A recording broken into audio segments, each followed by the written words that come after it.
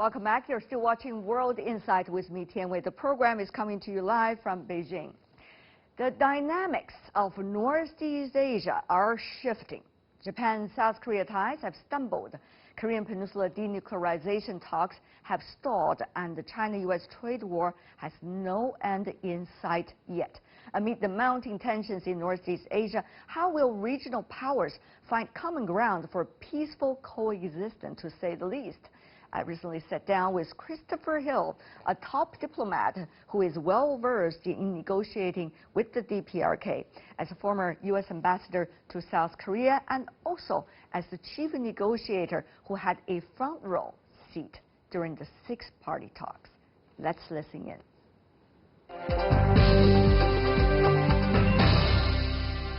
Things are getting ever more complicated in Northeast Asia, given what's happening in DPRK. Still unresolved, and then South Korea, Japan, China-U.S. relations.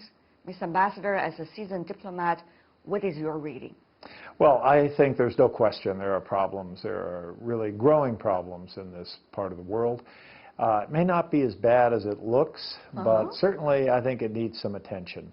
I'm particularly concerned, of course, about the hardy perennial of these security issues, that is North Korea. I don't see a lot of progress on that.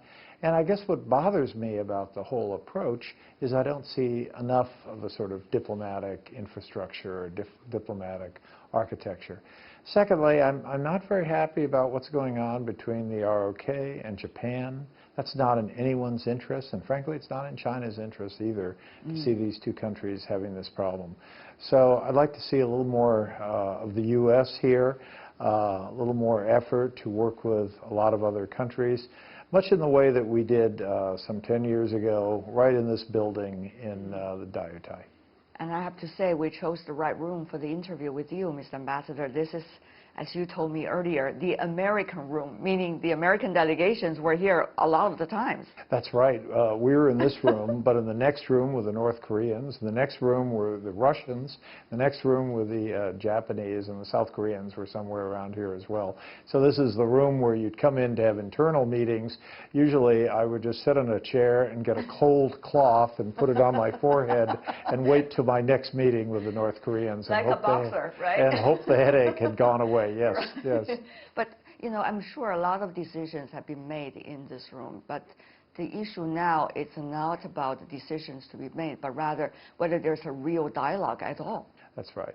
You know, a dialogue is important, not just because it's important to talk, but a dialogue kind of helps you kind of lay where it is you want to go. The shortest distance between 2 points is not necessarily a straight line. You often have to kind of meander, and you do that through a process of dialogue to understand what the other side is thinking and whether you can agree on the ultimate objective, even if the path to that objective takes longer. I mean, if you've spent time on the North Korean issue, it's like trying to roll an enormous rock up the side of a hill.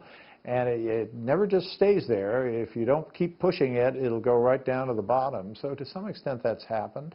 I welcomed the idea that the U.S. should be talking to the North Koreans, but I feel there's been an inadequate diplomatic architecture to it all. And I think this is an area where the U.S. and China need to really try to work harder together. I know we have a million things we're doing right now, but I think the North Korean issue is one that we need to work on together. Synchronized, incremental, what do you say? I would just like to make one note of caution on the idea of incremental. Incremental, there's no question, it's a step-by-step process. Right. But even with step-by-step, you need to know where you're going. And I don't think we have an agreement on that yet, and that's worrisome. Did you have when you were doing the six-party talks? You bet. We had a very clear idea of where we were going. We knew that it would be difficult to get North Korea to go with us in that direction. But I also knew that the North Koreans were not going to fall out of bed one morning and agree to everything. It was going to be an incremental, step-by-step approach. But if they agreed on the ultimate destination, then you can be a little flexible about how you get there and perhaps, very importantly, when you get there. But, you know, people would say, Ambassador Hill, as great as you described the process earlier when you were involved, your president was not walking with the chairman, Kim, at the DMZ, and yet this president, President Trump, managed to achieve that. You know, you can get up in the morning and go out and take a walk. There's no law against it anywhere in the world. So I don't think it's something that should be seen as an achievement. I think the achievement would be if they recognize they have to do something together, maybe take a walk to talk about it, but I think there needs to be more talking and maybe less walking and sort of some effort to understand, look, this is where we have to get to. Now, the North Koreans say, yes, we'll get there, but they have a concept of time that is, I think, a little too far out there. There needs to be a much tighter concept of what we're doing, and I don't see that with the U.S. and North Korean talks. What do you think is the nature of this issue to this administration right now? Well, I think the administration wanted to stop the tests, and I think that was an accomplishment. But I don't think they've understood that in order to really end the nuclear threat, they're going to have to be more persistent, more consistent in how they approach issues. So I think to some extent there is a sort of failure to think forward and think ahead. And also, it's one thing to have your head of state do something, but you know, if the head of state isn't able to finish the job, who comes next? So I think there's been a failure to kind of map out an overall strategy. Do you think at the end of the day, DPRK issue from the U.S. perspective, particularly given the political season, might be able to move ahead on the priority list? Well, my own view is that when countries such as the DPRK illegally, without any sanction from anyone, starts building nuclear weapons, we are in a very dangerous world, and a world that's going to get more dangerous.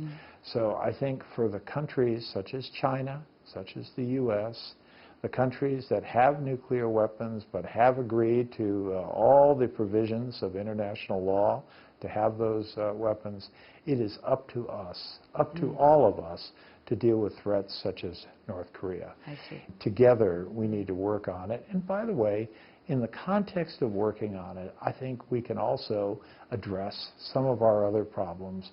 And one of our main problems, I think, as everyone understands these days, is a lack of trust. So what better way to rebuild some trust than to deal with North Korea?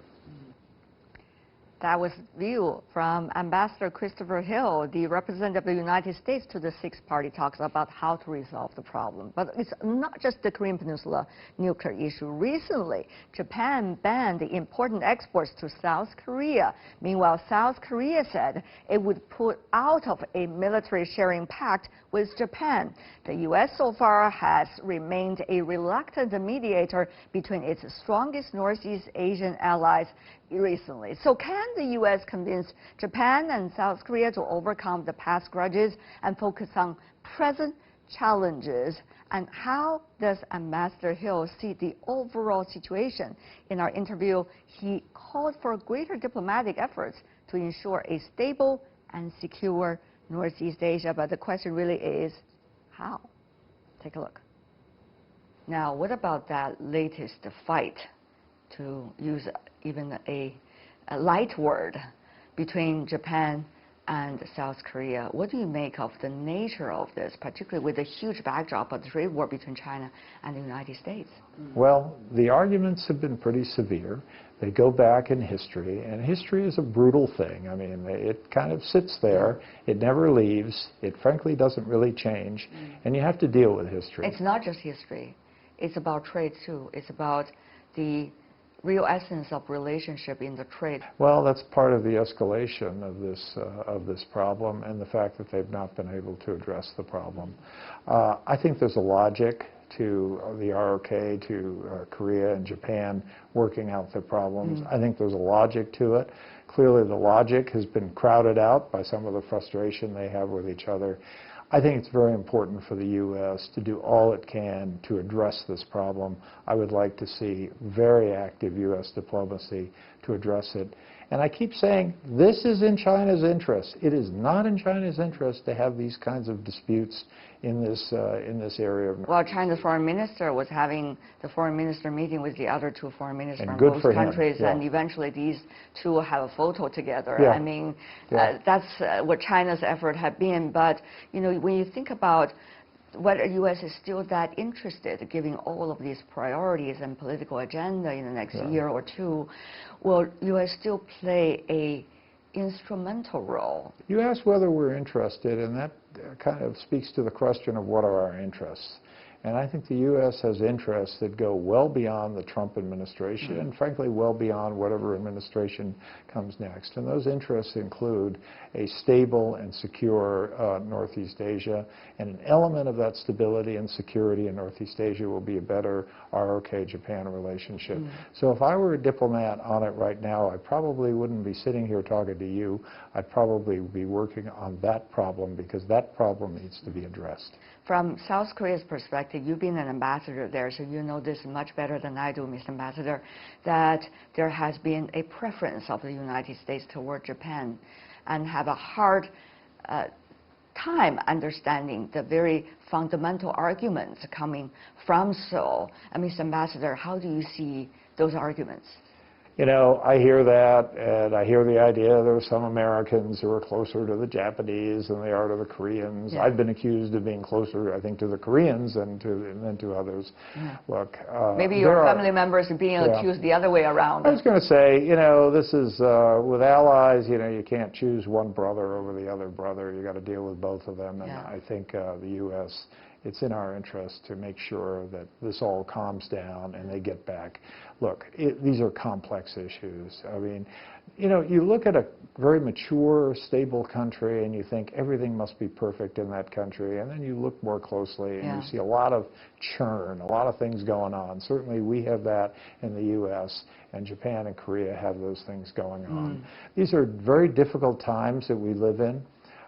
There is a lot of sort of nationalism around the world, including in the United States, I'm sorry to report. And so we have to deal with these things. And the issue is not to say, oh, these things are bigger than us, we need to run away from them. The issue is how to deal with them, and whether the tools of diplomacy can be applicable in the case of the ROK and Japan. I think they can be, and I'd like to see a much more engaged and active United States. People are wondering whether Japan is having a very different agenda, given the fact it's one of the top economies in the world, and we have the top 2 economies in the world now in fight against one another. Mr. Ambassador.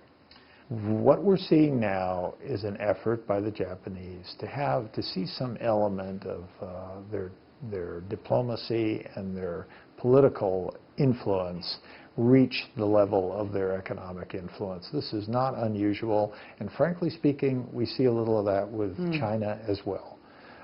So this is not something to be worried about. It's something to understand better and something to deal with. So I am not worried about this. What I'm worried about is the fact that Japan and South Korea, 2 allies of ours who need to work together, because that's the third rung of this triangle. They need to work together. They need to work together to make sure we're safe from this North Korean threat, and do not assume there's no threat in North Korea. There is a threat. They don't just use these weapons tests for fireworks. These weapons tests are for a reason. And so we need a Japanese ally and a South Korean ally to be vigilant and to be able to work together. What is likely to be the time framework that everybody else, besides the United States, should look at? People talk about 1 year. Others talk about 5 years, which goes with your political cycle. Are we going to see the trend that the U.S. is heading for likely to continue? Or this is only a hiccup in the recent stretch of history of the United States, Mr. Ambassador? Well, I don't want you to be a fortune teller, but you know, I want to have your insights. I'm not a fortune teller, but I must say, living outside of Washington, I live in Colorado, and do you like it? You can see, yes, it's beautiful, and real Americans doing real things, and so I have, you know, an appreciation for where the United States has come, and I think when the history books are written, there will be a sense that some of these, I don't want to call them adventures, let me just call them efforts in the Middle East, have to some extent exhausted Americans. And so there is this kind of tendency in the country to kind of pull back from some of these international efforts. And we're seeing that. And I think that's not to be unexpected. I mean, that was going to happen. So we're seeing a lot of that. And yet, I think we also understand that a world without the U.S. is a world that is losing I think, a major player who can be very helpful on this. So you asked me to be a fortune teller. So let me make sure all of your listeners understand this election in November 2020 is enormous. Because whereas the election of 2016 was really about Trump, about him, the election in 2020 is going to be about us. Because what President Trump has done is to bring entirely different perspectives into something that it's still, I mean, historians are going to be sifting through this for a long time. So are Americans happy with this? Do we like this kind of sense of anxiety every day that some of his actions have produced? What do people really think of tariff wars? President said he likes them. Well, we're seeing some indications that Americans don't like them. So so in answer to your question, I think we're going to see a lot of focus internally in the U.S. And so the capacity of the U.S. to be active, whether it's in Northeast Asia or elsewhere, is, I think, going to be somewhat weakened in the coming year before it gets better.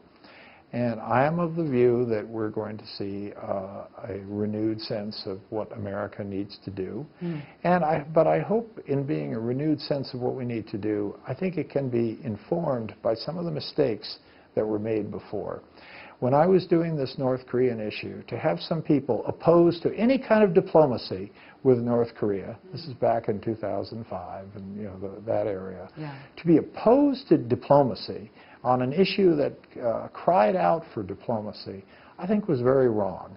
And so I'm hopeful that we will be doing the right thing coming up, not only because it's the right thing, but because I think we've exhausted all the other possibilities. Mr. Ambassador, it has always been a pleasure talking to you. Thank you so much for your wisdom and insights. Thank you. Really appreciate it. Thank you, and it's great to be back here in the Diaotai.